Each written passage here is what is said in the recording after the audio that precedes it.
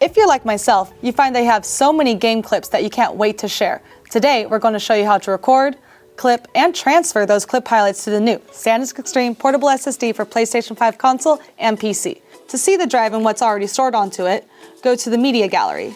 You'll notice a tab that says USB. This is where you'll find all the previously saved clips.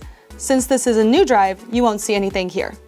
To copy over the clips, it's really simple. Let me show you how. Now that you are in the Media Gallery, you will see all of your previous clips and screenshots. If you're having trouble finding the clips that you want, you can quickly sort by hitting the sort and filter icon. You'll notice under sort by, you can sort by date added, new to old, date added, old to new, file size, large to small, and file size, small to large.